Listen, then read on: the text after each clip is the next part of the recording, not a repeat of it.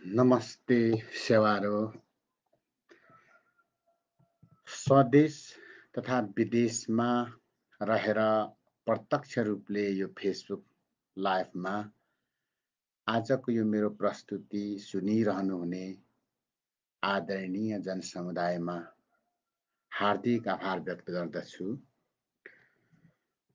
सर्वप्रथम यो बौद्धिक खेतीको लागि लिम्बुवान रिडर्स क्लब जन्माउनुहुने आदरणीय महानुभावहरूमा म हार्दिक कृतज्ञता व्यक्त गर्दछु।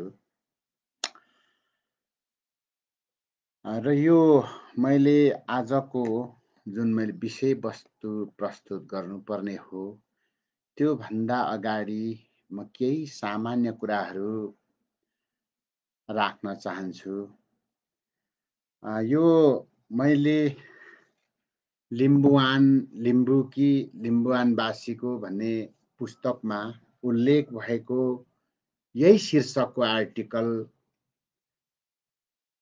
आजभन्दा 3-4 वर्ष अगाडि नै अथवा 72 सालमा तिर लेखिएको थियो, मैले लेखेको थिएँ र 73 मा प्रकाशित गरेको थिएँ। त्यसो हुँदा कतिपय कुराहरू त्योसँग त्यतिखेरको समय त्यतिखेरको सन्दर्भसँग जोडिन पुग्दाखेरि आजको कता कता मेल नखाने हो कि जस्तो देखा पर्छ। जस्तै अहिले हामीसँग स्थानीय तह 753 वटा छन्, तर त्यतिखेर सुरुमा 744 थियो। पछि मधेस आन्दोलनलाई सम्बोधन गरेर संविधान संशोधन गरी 753 वटा बनाइएको छ। त्यो कुरा अलिक पुरानै तरिकाको अथवा पुरानै त्यतिखेरको सन्दर्भमा उल्लेख छ। अर्को मेरो पृष्ठभूमि म जनयुद्धको एउटा इमानदार सिपाही भएको नाताले मैले त्यो पृष्ठभूमिमा बसेर मैले जातीय मुक्ति आन्दोलन विशेष गरेर लिम्बुवान मुक्ति आन्दोलनलाई कसरी लैजानु पर्दछ र नेपालको जातीय आन्दोलन र वर्गीय आन्दोलनलाई कहाँनिर संयोजन गर्नुपर्दछ र कसरी संयोजन गर्नुपर्दछ भन्ने कोणबाट मैले लेख्न खोजेँ। त्यसो हुँदा मेरो जुन लेखाइहरूमा अलिकति मार्क्सवादी अथवा मार्क्सवादतिर उन्मुख देखिन्छ। सायद यो विषयमा कतिपय साथीहरूमा अप्ठ्यारो पर्न गएको छ भने त्यसमा म क्षमा प्रार्थी छु। र अर्को यो मैले यो लिम्बुवान किताब चाहिँ वास्तवमा एउटा संस्मरण टाइपले लेख्न खोजेको थिएँ र त्यो संस्मरणहरू लेख्दै जाँदाखेरि केही विचारहरू पनि त्यहाँ समावेश गर्न पर्छ जस्तो मलाई लाग्यो। त्यो कारणले यो किताब लेखिएको थियो। र सुरुमा यो किताबको सुरुमा मेरो आफ्नो एउटा जीवनी जस्तो एउटा बाल्यकालमा अनुभूति गरेका विषयहरू त्यो पनि मुख्य हुनु त मान्छेको लागि हरेक संस्मरणका पलहरू आफैमा महत्त्वपूर्ण हुन्छन् नै, तैपनि त्यतिखेरको त्यो सबै सम्भव नभइसकेपछि त्यो सबै सम्भव हुँदैन। त्यो सम्भव नभइसकेपछि मलाई लागेका केही प्रतिनिधिमूलक विषयहरू मैले टिपोट गरेर लेखेको हो। र त्यसपछि मैले राजनीतिमा प्रवेश गर्नुका मुख्य कारणहरूको विषयमा पनि प्रतिनिधिमूलक ढङ्गले मैले लेख्ने कोसिस गरेको थिएँ यहाँ। अर्कोतिर अनि त्यसपछि विचारसँग केही जोडेका कुराहरू यहाँनिर उल्लेख छन्। यहाँहरूसँग मैले केही विषयहरू राख्नुपर्छ। धेरै साथीहरूले अहिले नेपालको राष्ट्रिय राजनीतिमा समग्र ढङ्गले हेर्ने हो भने पहिचानको आन्दोलन धरापमा परेको छ। पहिचानको आन्दोलन उठाउन अब फेरि हामीले निकै कम्मर कस्नुपर्ने अवस्था आएको छ र तपाईँ हामीले त्यो कम्मर कस्न सकेनौँ र पहिचानको निम्ति एकीकृत भएर आफ्नो विषयहरूलाई उठान गर्न सकेनौँ भने यो पहिचान एक प्रकारले कोमामै पुगेको अवस्था छ। र केही साथीहरूले मलाई भन्ने गर्नुहुन्छ, मैले लिएको आस्था लिएको पार्टीले अहिले पहिचान छोडिसक्यो, अथवा मैले आस्था लिएको पार्टीको दस्तावेजमा नियमावलीमा विधानमा पहिचानको प उच्चारण छैन। त्यसो हुँदा राजनीतिक सैद्धान्तिक रूपले म पहिचानवादी रहन सक्दिन र म हुन सक्दिन। तर राजनीतिभित्र पनि त्यो मुद्दाहरू बहसमा उठ्छन्। अल्पमत र बहुमत भएर त्यहाँ दुई लाइन सङ्घर्षबाट अगाडि बढ्छन्। भलै कुनै विषयहरू अल्पमतमा पर्लान् कुनै बेला, तर कुनै बेला तिनै विषयहरू बहुमतमा नै आउन सक्छन्। त्यो बाटो पनि राजनीतिमा हुन्छ। तथापि मैले आस्था लिएको पार्टीले त्यो पहिचानको कुराहरू नउठाए तापनि म आफू एउटा पहिचानवादी आन्दोलनको जगबाट म यहाँ आइपुगेकोले गर्दा म यहाँसम्म म आएको हुँदा मैले पहिचानको विषय र सामर्थ्यको विषय छोड्नु मिल्ने मुद्दा हो भन्ने मलाई लाग्दैन। अझ यसलाई ठोस रूपमा भन्नुपर्दा सुदूरपूर्वको हकमा लिम्बुवानको आन्दोलन आफैमा त्यस्तो आन्दोलन हो जुन आन्दोलन कुनै शक्तिले पनि दबाएर दब्दैन। हामीले यसको इतिहासहरू हामीले पटक पटक हेरेका छौँ। हामीले पृथ्वीनारायण शाहदेखि यता आएर थुप्रै लिम्बुवानको बारेमा भएका आन्दोलनहरू र जनयुद्धसम्म हेर्दा यो पटक पटक उठिरहने आन्दोलन हो आफैमा। तथापि यसको सम्बोधन हुन सकेको छैन। तर यो उठिरहने आन्दोलन, यो कसैले दबाएर नदबिने आन्दोलन आफैमा छ। सुदूरपूर्वको हकमा पहिचानको आन्दोलनभित्र यो पहिचानको आन्दोलन यो लिम्बुवानको आन्दोलन पनि उनिन्छ। त्यसैले मैले लिम्बुवानबारे आफ्ना लेखहरू, रचनाहरू, आफ्नो अभिव्यक्तिहरू मैले कहिले पनि छोडे। सम्भवतः नेपालको इतिहासमा यो देशकै सबैभन्दा उच्च निकाय संविधान सभामा लिम्बुवानको मुद्दा छिराउने एक मात्रै म थिएँ भन्ने लाग्छ। किनकि संविधान बनाउने सन्दर्भमा मैले यसको विषय मैले संशोधन प्रस्ताव राखेको थिएँ। त्यो संशोधन प्रस्ताव मैले त्यहाँ वाचन गरेको थिएँ। भलै त्यो सम्बोधन हुन सकेन, तर रेकर्ड तपाईँ हामी सबैले लिन सक्छौँ। त्यो इतिहासले कहिले पनि भुल्छ जस्तो म आफैलाई लाग्दैन। सामान्य बहसको हिसाबले 64 सालको संविधान सभाको निर्वाचनपछि त्यहाँनिर संविधानमा बहस छलफल अथवा उपसमितिहरू मार्फत बहस छलफलहरू भए र पछिल्लो चरणमा 70 को निर्वाचन र 72मा चाहिँ संविधान बन्दापछि संविधान बन्दाखेरि त्यो आन्दोलनले आधिकारिक रूपमा त्यो ठाउँमा चाहिँ स्थान पाएको छ र हामीले त्यहाँ समावेश गराए, मैले त्यहाँ समावेश गराएको छु। दोस्रो कुरा छ, जनयुद्धमा हामीले लिम्बुवानलाई त किराँतसँग मिलाएका थियौँ अथवा मिलाएको थियो भन्ने आरोप पनि छ। तर लिम्बुवान र किराँत, लिम्बुवान यतातिर चाहिँ अरुण पूर्वमा लिम्बुवान राष्ट्रिय मुक्ति मोर्चा थियो, जसको अध्यक्ष भक्तराज कन्दमा हुनुहुन्थ्यो भने म त्यसको सचिव थिएँ। र अरुण पश्चिममा गोपाल किराँतीले खम्बुवान राष्ट्रिय मोर्चा बनाएर आफैले एउटा आन्दोलन सुरु गरेका थिए। त्यो दुईटा खम्बुवान राष्ट्रिय मोर्चा र लिम्बुवान राष्ट्रिय मोर्चालाई, मुक्ति मोर्चालाई एक बनाएर किराँत राष्ट्रिय मुक्ति मोर्चा बनाउनु पर्छ भन्ने छलफल भएको थियो र त्यो छलफलमा हामीले धेरै भाग लियौँ र हामीले त्यसलाई अहिले यो सम्भव छैन भन्ने अडान ल्याउँ, त्यसको एउटै तर्क थियो। पहिलो कुरा, लिम्बुवान र खम्बुवानको भाषा मिल्दैन। दोस्रो कुरो, संस्कृति मिल्दैन। तेस्रो कुरो, भूगोल मिल्दैन। यी सबै कुराको कारणले गर्दाखेरि कसरी किराँत एक हुन सक्छ भन्ने हाम्रो तर्क थियो। तर त्यतिखेरको अवस्थामा हामी युद्धकालीन अवस्थामा थियौँ। युद्धको एउटा त्यस्तो नियम हुन्छ, शत्रुलाई मित्र बनाउन सक्नुपर्छ, नत्र युद्ध लड्न सकिँदैन।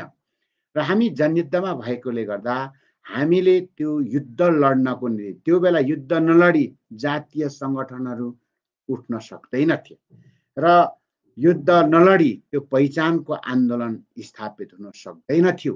त्यसैले एक हातमा हामीले पहिचानको आन्दोलन नारा बोक्यौँ, अर्को हातमा हामीले बन्दुक बोकेर त्यसलाई स्थापित गरेर लैजानुपर्छ भन्ने हाम्रो सिद्धान्त थियो, नीति थियो। सोही अनुरूप किराँत बनाउँदा सबै मान्छेहरू त्यहाँनिर अट्छन् र अटिसकेपछि हामीले त्यो सङ्घर्ष गर्दै जाँदाखेरि हाम्रो फराकिलो दायरा बन्दै जान्छ र सबै समेटिन सक्छ र हामी सङ्घर्षरत अवस्थालाई हामी त्यो विचारको हिसाबले सुरक्षित हुन्छौँ भन्नेमा म एउटा कन्भिन्स भएँ।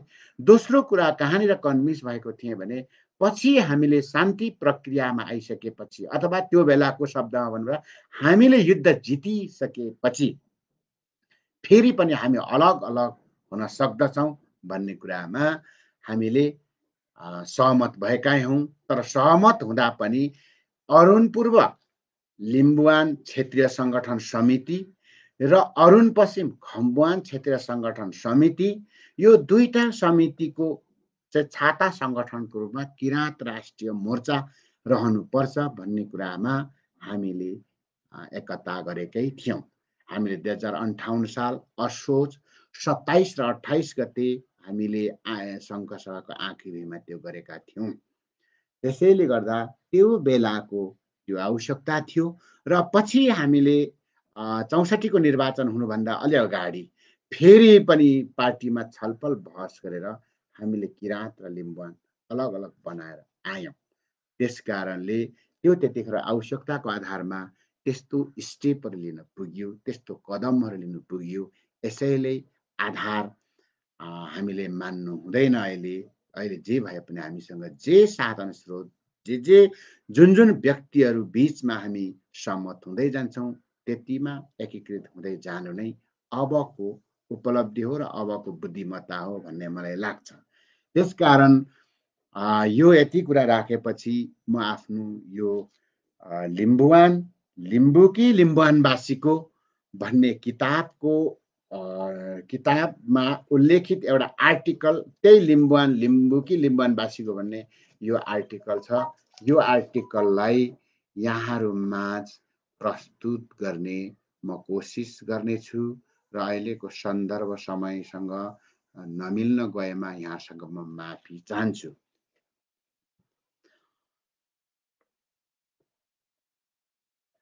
2057 साल कार्तिक 25 गते मोरङ जिल्लाको बयरवन गाउँ विकास समिति वडा नम्बर 7 मा लिम्बुवानको एक दिन राष्ट्रिय सम्मेलन सम्पन्न भयो। पार्टीले गरेको निर्देशन अनुसार कार्यक्षेत्रबाट लुकीछिपी म पनि 5 थरा प्रतिनिधिको रूपमा गएको थिएँ। त्यस बखत मलाई जातीय सवालबारे खासै चासो थिएन। भेलाले लिम्बुवान राष्ट्रिय मुक्ति मोर्चा नेपाल नामक क्रान्तिकारी लिम्बुजन्य सङ्गठन स्थापना गर्यो। भक्तराज कन्दवाको नेतृत्वमा 17 सदस्यीय रहेको केन्द्रीय समिति बन्यो। लिम्बुवानबारे अत्तो पत्तो बिना म सचिवमा चुनिए। भूमिगत शैलीमा सम्पन्न भेलालाई छिटो ढङ्गले टुङ्ग्याउनु पर्ने बाध्यता थियो। भोलिपल्ट पथरी बजारमा रहेको चन्द्रमान कन्दवाको घरमा नवनिर्वाचित समितिको पहिलो बैठक बस्यो। मेरो अपरिपक्व एवं कलिलो मनस्थिति नेकपा एमालेको प्रशिक्षणद्वारा दीक्षित हुँदै आएको थियो। सोही अनुसारकै प्रस्तुति बैठकमा राखेँ। चन्द्रमान कन्दवा मेरो अभिव्यक्तिले निकै दुखी हुनुभयो। भक्तराज दाइले 5 किलोग्रामको राजनीतिक वैचारिक घन मेरो टाउकोमा बजारेर पहिलो पटक दिमाग हल्लाइदिनु भयो। मेरो अभिव्यक्तिमा के को मोर्चा सोर्चाको कुरा गरिबस्नु। वर्ग सङ्घर्ष जितेपछि सब आफै ठिक हुन्छ भन्ने आशय थियो। वास्तवमा मजदुर र मालिक बीच अथवा किसान र सामन्त बीचको वर्ग सङ्घर्ष जितेर मात्र नेपालको समग्र समस्या हल हुने रहेनछ। जातीय, भाषिक, धार्मिक र सांस्कृतिक समस्याहरूले पनि उत्तिकै जरा गाडेर बसेका रहेछन्। खासमा यो समस्या नेपालको सन्दर्भमा वर्गीय समस्याकै अर्को अभिव्यक्ति रहेछ। लिम्बुवानको सापेक्षतामा यिनै समस्या खुट्याउने र समाधानको खाका कोर्ने उद्देश्यले भेला तथा बैठकको आयोजना भएको रहेछ।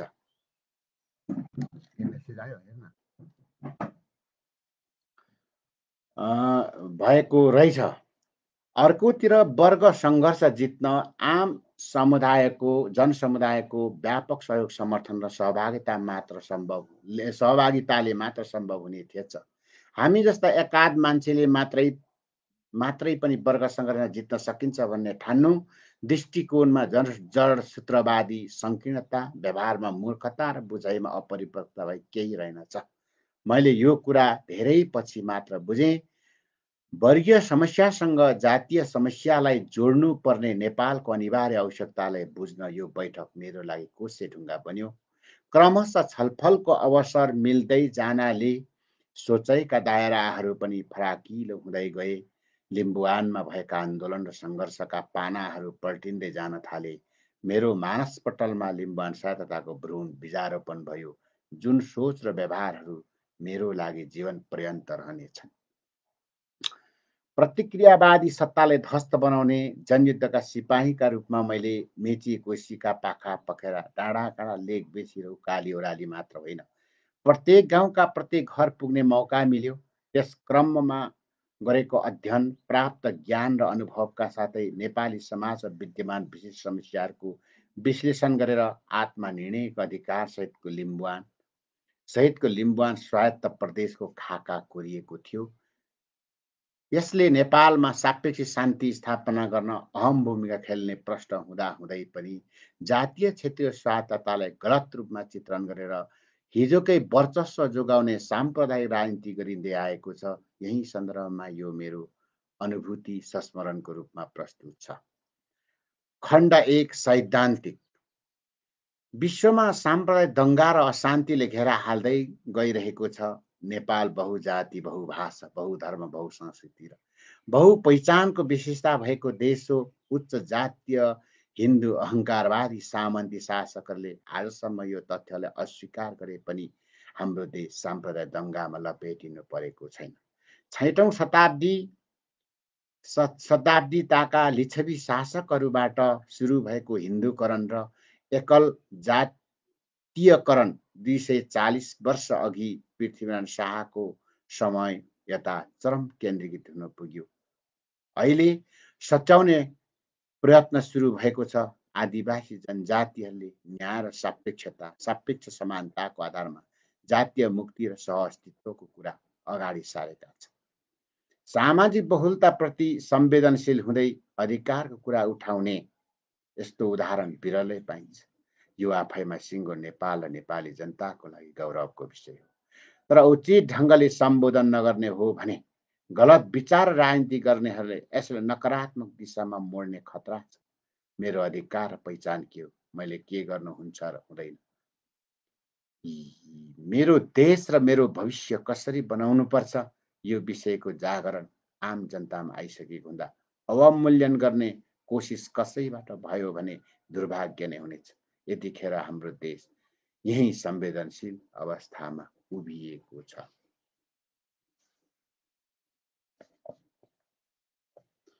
कुनै एक जाति र समुदायको बाहुल्यता नभएको वर्तमान सामाजिक सम्बन्धभित्र नेपाल एकीकरण पूर्वको संरचना भेट्न जान्छ।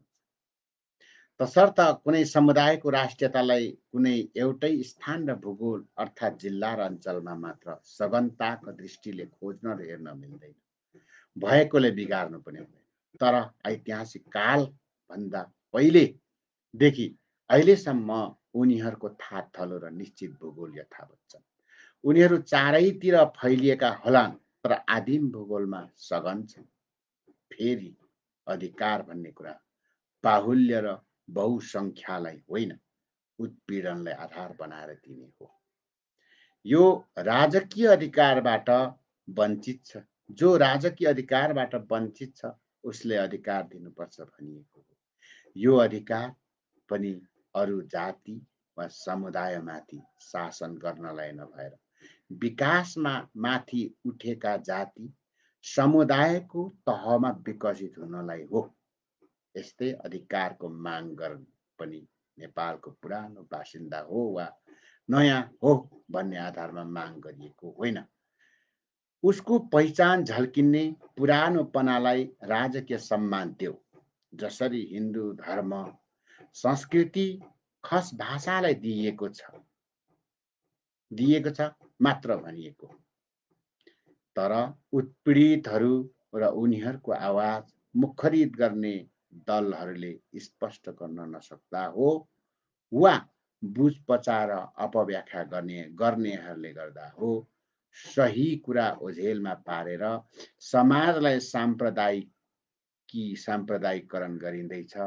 त्यस प्रकारको क्षणिक चुनावी राजनीतिमा लाभ लिने र गलत कुरा गरेर उक्साउनेहरूलाई जनता र इतिहासले कठघरामा उभ्याउने नै छ।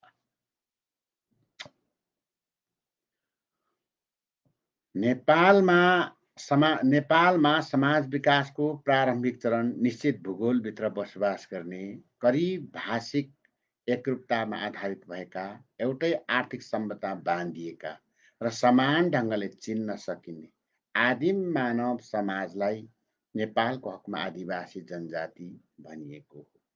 यही आधारमा मानवशास्त्री तथा समाजशास्त्रीहरूले कतिपय जाति राष्ट्रियता नेसनालिटिजको स्तरमा विकास भएको र कतिपय अल्पसङ्ख्यक तथा लोपोन्मुख अवस्थामा रहेको निष्कर्ष निकालेका छन्। तिनै समुदायले आज मुलुकको नीति निर्माण तहमा राजनीतिक र संवैधानिक सहभागिता खोजेका हुन्। उनीहरू राज्यको हरेक निकायमा आफ्नो अर्थपूर्ण उपस्थिति चाहिराखेका छन्। यो सवालले आज सिङ्गो देशलाई प्रभावित गरिसकेको छ। यसलाई सम्बोधन नगरी मुलुक न एक इन्च अगाडि बढ्छ, न आम नेपालीले चाहेको समृद्धि र सापेक्षित स्थायी शान्ति नै प्राप्त हुन्छ। आत्मनिर्णयको अधिकार सहितको स्वायत्त शासन, अग्राधिकार, समानुपातिक र समावेशी प्रतिनिधि जस्ता राजनीतिक सवालले सडक सदन र सरकारमा समेत अग्रणी स्थान ओगटेको छ। एकात्मक राज्य प्रणालीलाई उल्टाएर स्थापित हुने संघात्मक राज्य प्रणालीमा आदिवासी जनजातिहरूले ठोस रूपमा प्राप्त गर्ने अधिकार यिनै हुन्। लोकतान्त्रिक प्रणालीमा जुनसुकै वर्ग, जाति, लिङ्ग र क्षेत्रको सरोकार राजनीतिक दलले प्रतिनिधित्व गरेको हुन्छ। उनीहरूको नीति कार्यक्रमको आधारमा यसको छिनोफानो हुने हो। यसर्थ आदिवासी जनजातिहरूले राजनीतिक दलहरूलाई साथ दिँदा कुन शुद्ध दुध हो र कुन पानी मिसाएको दुध हो भन्ने छुट्याएर मात्र अधिकार प्राप्त गर्न सकिन्छ। भाषणको भरमा मात्र होइन, नीतिमा नै जनजाति मैत्री रहेको दललाई छुट्याएर सहयोगको लागि निर्णय लिनु नै बुद्धिमत्ता हुने कुरामा दुई मत छैन। जातीय सवालमा राजतन्त्र र राजनीतिक दलहरू अर्को शीर्षक हो। नेपाल एकीकरण पछि राजतन्त्रले आदिवासी जनजातिमाथि सबै खाले दमन गर्यो।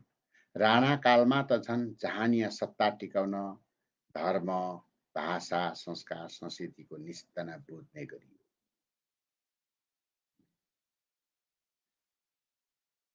दुई 2007 सालको क्रान्ति पश्चात प्रजातन्त्र स्थापना भएसँगै आदिवासी जनजातिको भाषा, धर्म, संस्कृतिले पनि फल्न र फुल्न पाउनु पर्नेमा त्यसो हुन सकेन। उल्टै जननिर्वाचित नेपाली काङ्ग्रेसले सरकारले पनि व्यवस्था गर्यो। पञ्चायत कालमा त्यसैको निरन्तरतामा एउटै भाषा, एउटै भेषको नीति अवलम्बन गर्दै खस भाषा, हिन्दू धर्म, संस्कृति थोपर्ने काम गर्यो। र 46 सालको परिवर्तन पश्चात थुप्रै राजनीतिक दलहरू देखा परे। राष्ट्रिय मूलधारमा नेपाली काङ्ग्रेस र नेकपा एमाले जस्ता राजनीतिक दलहरू देखा परे। यिनै दलद्वारा एकात्मक राज्य सत्ताका कारण सदियौँदेखि गुमेको जनतन्त्र, जनजीविका र आन्तरिक राष्ट्रियता सबल हुन्छ भन्ने जनअपेक्षा थियो, तर उनीहरूबाट सकारात्मक प्रयत्न भएन। परिणामस्वरूप तत्कालीन नेकपा माओवादीले 10 वर्षीय जनयुद्धको शङ्खघोष गर्यो। तत्पश्चात वर्ग सङ्घर्षको एक पाटोको रूपमा जातीय मुक्ति आन्दोलनलाई पनि जनयुद्धले अगाडि बढायो। यसैको जगमा दोस्रो जनआन्दोलन, मधेस आन्दोलन र जातीय क्षेत्रीय मुक्ति आन्दोलनहरू भए। गणतन्त्र, संघीयता, धर्मनिरपेक्षता र समानुपातिक समावेशी प्रतिनिधित्वको लागि जाति, वर्ग, क्षेत्र र लिङ्गीय मुक्तिको निम्ति उठेको जागरण यिनै जनयुद्ध र जनआन्दोलनबाट प्राप्त राजनीतिक उपलब्धिहरू हुन्। यी उपलब्धिहरू संविधान सभा मार्फत संविधानमा संस्थान हुनुपर्ने थियो। कतिपय दलहरूको बहुमतको बलमिचाइमा उत्पीडित समुदायका थुप्रै मुद्दा थाँती राखी संविधान जारी हुन पुगेको छ। थुप्रै महत्त्वपूर्ण सवालमा अन्तरिम संविधानभन्दा पछाडि हटेको छ। पहिलो संविधान सभाले सर्वसम्मत रूपमा पारित गरेका विषय समेत उल्टिएका छन्। यति ठुलो राजनीतिक आन्दोलनपछि पनि एकात्मवादी सोच र चिन्तन, उच्च जातीय हिन्दू अहङ्कारवादी प्रवृत्ति कुनै दलमा प्रष्ट देखिने गरी, कुनै दलमा नदेखिने गरी छिपिएर रहेका छन्। नेपालको अन्तरिम संविधान 2063 को घोषणासँगै मुलुक संघीयतामा प्रवेश गरिसकेको हो। तैपनि राज्यको पुनर्संरचनामा राजनीतिक दलहरूको पहिचान विरोधी राजनीतिक दलहरूको हरकत र भद्दा अडानले फेरि देश अर्को द्वन्द्वमा जाने हो कि भन्ने आशंका बढेको छ। यी दलहरू प्राप्त राजनीतिक उपलब्धि गुमेगुमोस्, देशमा अशान्ति आए आओस्, तर पहिचानको आधारमा राज्यको पुनर्संरचना गर्नु हुँदैन भन्ने हदसम्म यथास्थितिवादी हुन पुगेका छन्। जातीय पहिचान र क्षेत्रीय उत्पीडनलाई समाधान र सम्बोधन गर्ने गरी राज्यको पुनर्संरचना गर्ने पक्षमा केही दलहरू रहे तापनि यसको पहिलो प्रस्तावना वा यो निर्वाचनमा दोस्रो दल हुन पुग्दा उसले निर्णायक पहलहरू लिन नसक्ने अवस्थामा छ। तथापि आज देशमा 744 वटा तहमा रूपान्तरण, देशमा 744 तहमा रूपान्तरित भएको छ। जिल्ला विकास समितिहरूको सट्टामा जिल्ला समन्वय समितिहरू बनेका छन्। यति परिवर्तन हुँदाहुँदै पनि आदिवासी जनजाति नेताहरूद्वारा यथास्थितिवादी दलहरूसँग सम्बन्ध विच्छेद गर्न त के दबावसम्म दिन सक्ने हिम्मत देखिएन। न त उनीहरूले पार्टीभित्र दबावमूलक भूमिका नै खेल्न सके। अब सबै पार्टीभित्र आदिवासी जनजातिहरूको थप अधिकारलाई जसरी पुरा गराइ छाड्ने सङ्घर्षको रूपमा उठाउनुको विकल्प छैन। नेपाली मौलिकताको सङ्घात्मकता, राज्य पुनर्संरचना आफ्नो विशेषता र मौलिक अधिकार प्रयोग गर्दै आधारभूत नीतिमा सहमत भई देशभित्र मिलेर रहने शासन व्यवस्थालाई सङ्घात्मक राज्य प्रणाली भनिन्छ। अर्को अर्थमा उपनिवेशबाट मुक्त भएर आफ्नै अस्तित्व बचाइराख्न पनि यो शासन प्रणाली अपनाइन्छ भन्ने राजनीतिक सिद्धान्तकारहरूको मत छ। सर्वप्रथम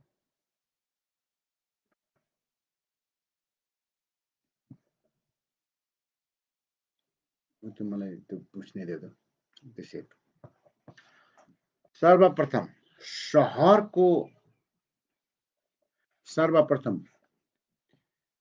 इमादेन सहरको स्वतन्त्र अस्तित्व कायम गर्न सन् 1603 जोहान्सले यो अवधारणा ल्याएका थिए।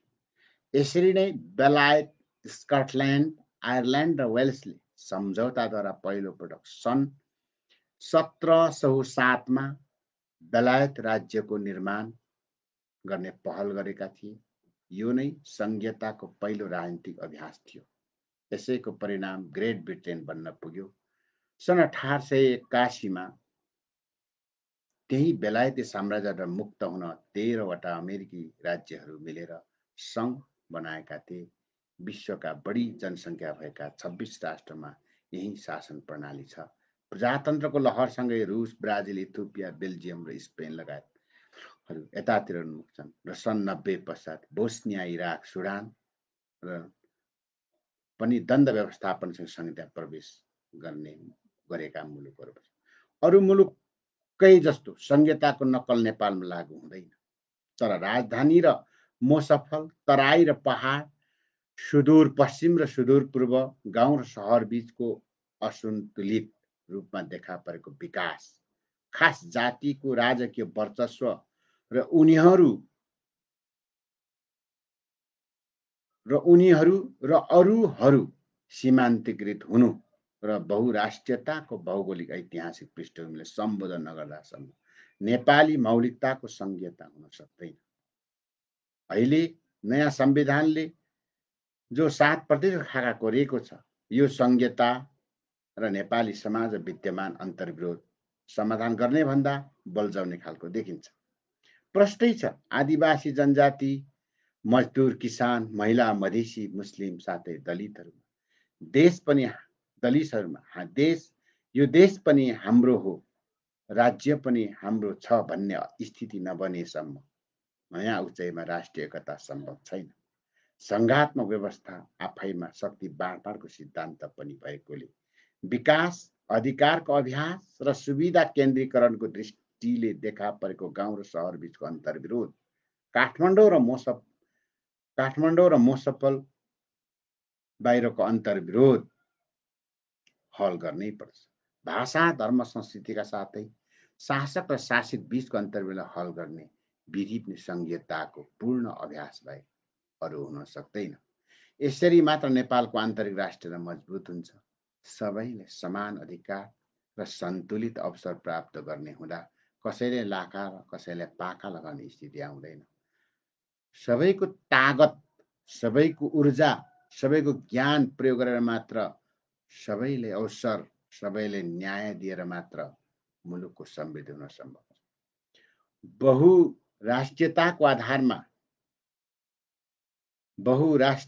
आधारमा राज्यको पुनर्संरचना अपरिहार्य छ। आज विविध कारणले संविधानमा 7% लेखिए तापनि अन्ततः लिम्बुवान, किराँत, मगरा, थारुवान, तामासाली, तमुवा, नेवा, मधेस, अवध, भोजपुर, सेती, महाकाली, भेरी, कर्णाली जस्ता स्वायत्त प्रदेश निर्माण अपरिहार्य छ।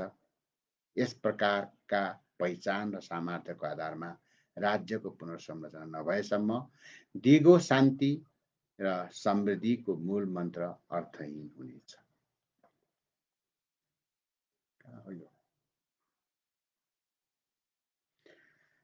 नेपाली मौलिकताको आत्मनिर्णय र स्वायत्तता। राजनीतिक स्वाधीनताको अधिकार, उत्पीडित राष्ट्रहरूबाट स्वतन्त्र हुने अधिकार अर्थात् स्वतन्त्र हुन चाहने जातिहरूको लागि जनमत संग्रह तथा आन्दोलन गर्ने पूर्ण स्वतन्त्रता नै आत्मनिर्णयको अधिकार हो भनेर लेनिनद्वारा परिभाषित गरिएको छ। यस्तै 20 अक्टोबर 2007 पारित आदिवासी जनजातिहरूको अधिकार सम्बन्धी संयुक्त राष्ट्र सङ्घीय घोषणा पत्रको दफा 3 र 4 आदिवासी जनजातिहरूले राजनीतिक स्थितिबारे स्वतन्त्र निर्णय गर्न, आफ्नो आर्थिक, सामाजिक र सांस्कृतिक विकासको खोजी गर्न, आदिवासी जनजातिसँग उनीहरूको आत्मनिर्णय सम्बन्धी अधिकार उपभोग गर्दा आफ्नो आन्तरिक तथा स्थानीय मामिलासँग सम्बन्धित कुराहरू एवं आफ्ना स्वायत्त कार्यमा लगानी गर्ने उपाय र माध्यमबारे स्वायत्त हुने वा स्वशासन अधिकार छ भन्ने व्यवस्था छ। आदिवासी जनजातिहरूको राजनीतिक हक र अधिकारको रक्षा आत्मनिर्णयको अधिकार बाहेक अरू कुराबाट सम्भव छैन। तर दार्शनिक रूपमा जुनसुकै तवरले व्याख्या गरिएको भए पनि हाम्रो देशको विशिष्टतामा यो अधिकार प्रयोग गर्दा निरपेक्ष रूपमा प्रदेशहरू स्वतन्त्र हुन पाउने स्तरमा सोच्नु गलत हुन्छ। आत्मनिर्णयको अधिकारलाई निरपेक्ष रूपमा स्वतन्त्र राष्ट्र बनाउने अधिकारको रूपमा बुझ्ने कुरा चाहिँ वास्तवमा विखण्डकारी सोच हो। वास्तवमा आत्मनिर्णयको अधिकार भनेको नेपालको आन्तरिक राष्ट्रियतालाई मजबुत बनाउँदै भौगोलिक अखण्डता र स्वाधीनता अक्षुण्ण राख्ने राजनीतिक उपाय हो। यसमा कहीँ चुक्न सकिँदैन।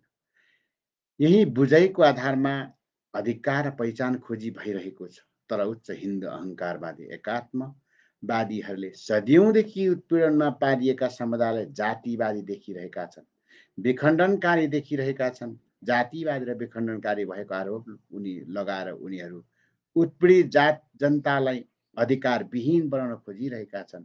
यो अर्को जातिवाद हो।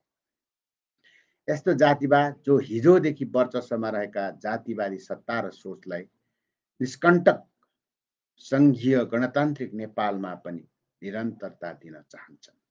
अहिलेको सङ्घर्ष खासमा हिजोकै जातिवादलाई निरन्तरता दिन चाहने र त्यसलाई तोड्न चाहनेहरूको बीचमा भइरहेको छ। पुरातनपन्थी जातिवादीहरू उत्पीडितलाई अधिकार दिनु आफ्नो मृत्युपत्रमा हस्ताक्षर गर्नु सरह ठान्छन्। यो त मै मात्र खाउँ र मै मात्रै लाउँ, अरू मरुन् कि बाँचुन् भन्ने सोच हो। आत्मनिर्णयको अधिकार उत्पीडित जाति, मजदुर, किसान, गरिब, गैर जनजाति सबैको हक र हितलाई केन्द्रमा राख्दै राष्ट्रिय एकता अखण्डताको रक्षा गर्ने हो भनेर आधारभूत तहमा का जनतालाई राम्ररी बुझाउन नसक्दासम्म शासकहरूले अपव्याख्या गर्ने मौका पाइरहनेछन्। सेना, मुद्रा, परराष्ट्र बाहेकका सत्ता सञ्चालन सम्बन्धी सम्पूर्ण अधिकार सम्बन्धित स्वायत्त प्रदेशका जनतामा निहित हुनुलाई पूर्ण स्वायत्तता मानिन्छ। अझ अवशिष्ट अधिकार पनि त्यही रहनुपर्छ। जबसम्म जनतालाई त्यो अधिकार उपभोग गर्न दिँदैनन् तबसम्म नाम मात्रको स्वायत्तता हुन्छ। यसले बहुजाति, बहुभाषा, बहुधर्म, बहुसंस्कृति भएको नेपालको चुरो समस्यालाई निराकरण गर्न सक्दैन। त्यसकारणले गर्दा आत्मनिर्णयको अधिकार सहित जातीय स्वायत्तता नेपाली भूधरातलीय आवश्यकता बनेको छ। केन्द्रीय सत्ताद्वारा हस्तक्षेप हुन खोजे वा भएमा जनताले तुरन्त विद्रोह गर्न सक्ने अधिकारको रूपमा आत्मनिर्णयको अधिकारलाई स्थापित गर्न अनिवार्य छ।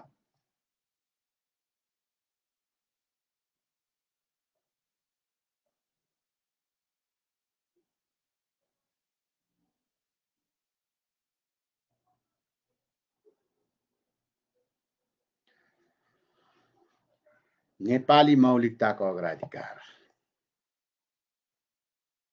कुनै भूमिमा प्राकृतिक स्रोत साधन परिचालन गराउँदा स्थानीय आदिवासी जनजातिसँग पूर्व जानकारी दिनुपर्ने, पूर्व सहमति लिनुपर्ने, उपभोगको पहिलो अधिकार उनीहरूमा हुने व्यवस्था हो। अग्राधिकार ILO 169 ले अग्राधिकार सम्बन्धी व्याख्या यसरी गरेका छन्। बहुजाति, बहुभाषा, बहुधर्म र बहुवर्गीय विशेषता भएको नेपाली समाजमा अग्राधिकारलाई केवल आदिवासी जनजातिसँग मात्र जोडेर व्याख्या गर्न सही हुन सक्दैन। बरु सदियौं उत्पीडित हुनुको कारणले आदिवासी जनजातिलाई प्राथमिकतामा राखेर प्राकृतिक स्रोत साधनको उपभोग र त्यसमाथि स्वामित्वबारे स्थानीय जनताको पहिलो अग्राधिकार हुने व्याख्या चाहिँ नेपाली समाजमा सुहाउँदो हुन्छ भन्ने मेरो बुझाइ छ।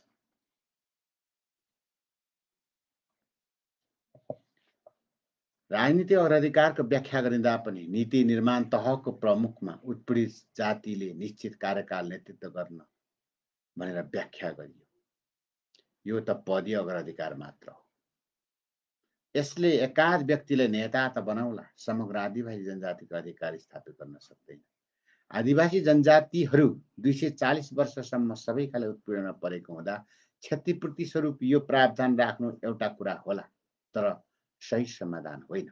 जस्तो कि लिम्बुवानमा 2 कार्यकालको लागि लिम्बू जाति नै प्रमुख हुनुपर्छ भन्ने कुरा विविध कारण र आवश्यकताले आफ्नो ठाउँमा उपयुक्त मान्न सकिएला।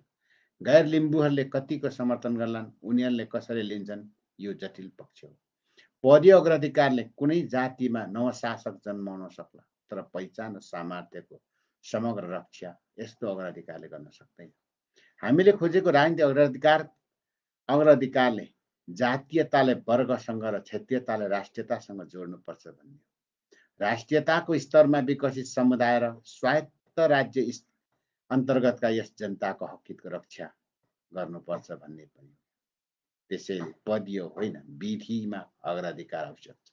राज्यको सबै तह, कार्यपालिका, न्यायपालिका, व्यवस्थापनमा व्यक्त हुनुपर्छ। जस्तै लिम्बुवान स्वायत्त शासन, स्वायत्त राज्यको विधानसभामा 50 जनाको हुने भयो भने 25 जना लिम्बू जातिबाट र 25 जना गैर लिम्बू जातिबाट प्रतिनिधित्व गराउने प्रणाली नै विधिको अग्राधिकार हो।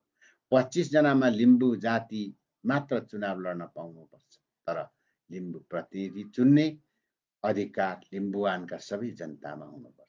त्यस्तै गैर लिम्बू प्रतिनिधि, जनप्रतिनिधि पनि सबैले बालिग मताधिकारबाट चुन्ने व्यवस्था हुनुपर्छ। सामाजिक, राजनीतिक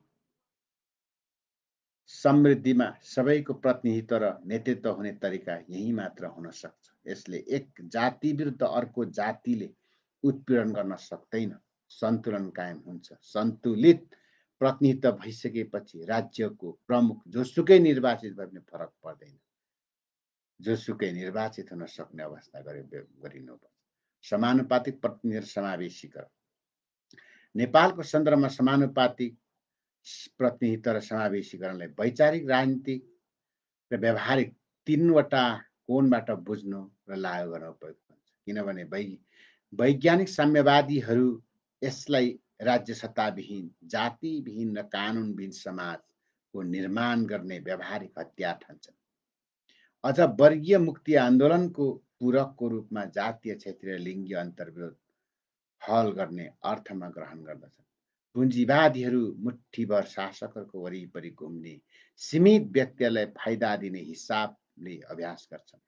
एकात्मवादीहरू विषयान्तर गरेर आकाश खसिहाल्ने वा धरती नै फाटिहाल्ने अर्थ लगाउँदै जातीय विमेल र दङ्गा सिर्जना हुने असाध्यै ठुलो भ्रम पैदा गर्छन्। यसबारे प्रश्न पार्ने मेरो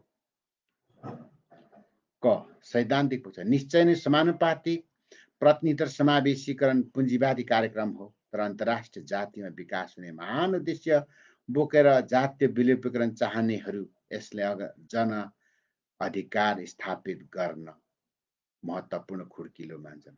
आजका अन्तर्विरोध सापेक्षित रूपमा हल गर्न प्रयोग गर्छ। विश्वमा समाजवाद र पुँजीवाद सहित दुई भिन्न राजनीतिक दृष्टिकोणहरू छन्। कविलाई दास समाज हुँदै सामन्तवादको पतनसँगै पुँजीवादले जन्म लियो। यसले निश्चित चरणसम्म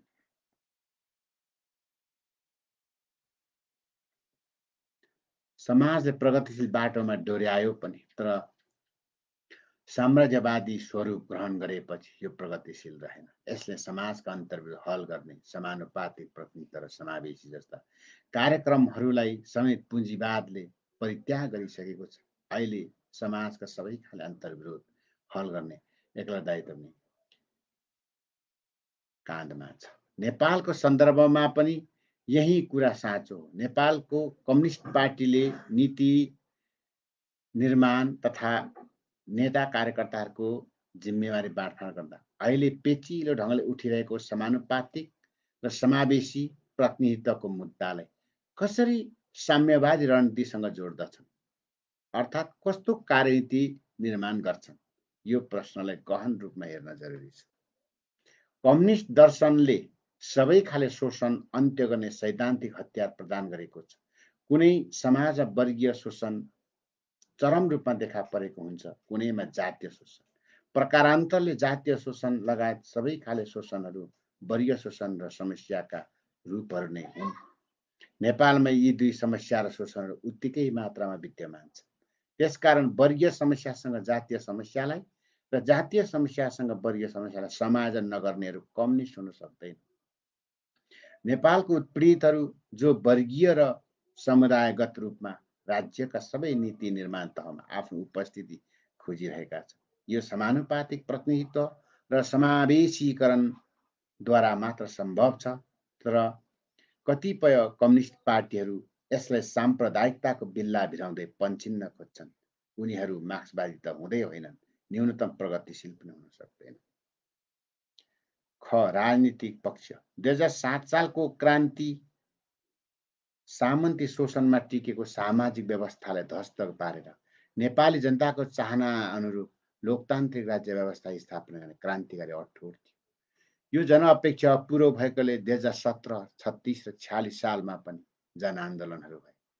जनताले सीमित अधिकार उपलब्धिहरू पनि प्राप्त गरे, तर गरिब निमुखा लगायत आधारभूत समुदाय र आदिवासी जनजातिको लागि कागलाई बेल पाक्यो, हर्षना भीष्म जस्तोको स्थिति भयो।